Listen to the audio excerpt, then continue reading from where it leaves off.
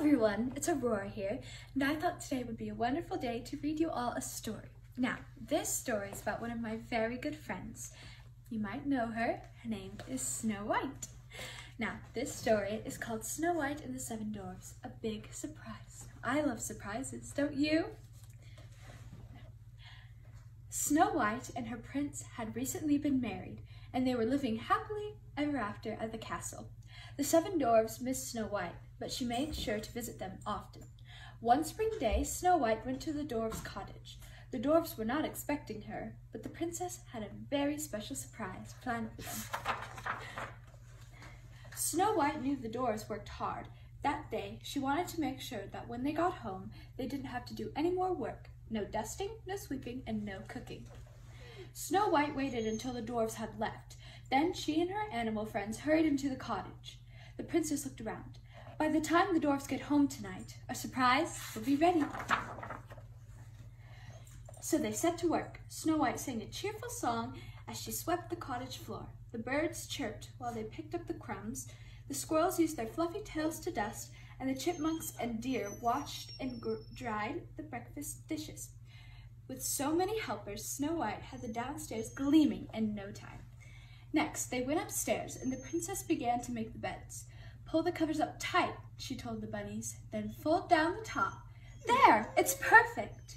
The bunnies hopped off to start on the other book. Before long, every inch of the dwarf's cottage was neat and tidy. Snow White and the animals headed outside to gather fresh berries, nuts, and apples to use in the dwarf's supper. They'll be very hungry after their long day, said the princess. Luckily, the blueberry bushes had lots of ripe fruit, and the basket was quickly filled.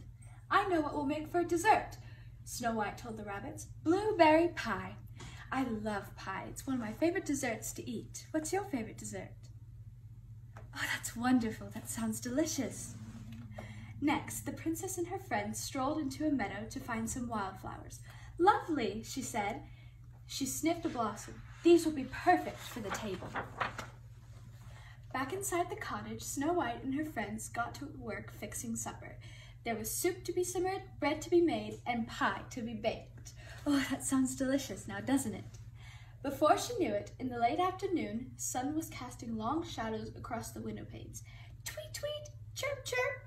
A bluebird was singing outside the window. That was a signal to tell Snow White that the dwarfs were almost home. Snow White and the animals hurried outside and hid. She couldn't wait to see what the dwarfs thought of their surprise. She peeked in through the window. When they got inside, the dwarfs stopped and stared. They could not believe their eyes. The floors were swept, the room was tidy, and there was even a freshly baked pie cooling on a windowsill. What is that delicious smell? Doc wondered. Look, cried Grumpy. He pointed to the table, which had been set. They went to the pot of soup. Someone's been in our house. The dwarfs were confused. They tried to guess which dwarf has done all of this. Doc noticed that Happy's smile was especially big. Was he keeping the secret? Dopey pointed out that Sneezy seemed super sneezy, maybe because he had dusted and swept the cottage. Snow White giggled as she listened outside the window. They'll never guess that we did it, she whispered to her animal friends. When the dwarfs started to eat their pie, Snow White quietly headed home.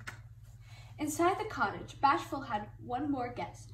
Whoever was behind the surprise had to be one tired dwarf. And who seemed to be the sleepiest? Why, Sleepy, of course. The truth was, Sleepy wasn't the only one.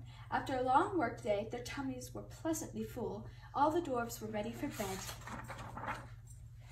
When they climbed the stairs, the dwarfs found one last treat, 7 neatly made beds and 7 perfectly fluffed pillows.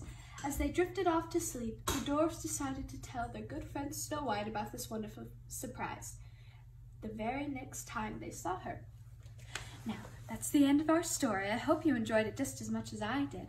I'll see you all later now. Goodbye!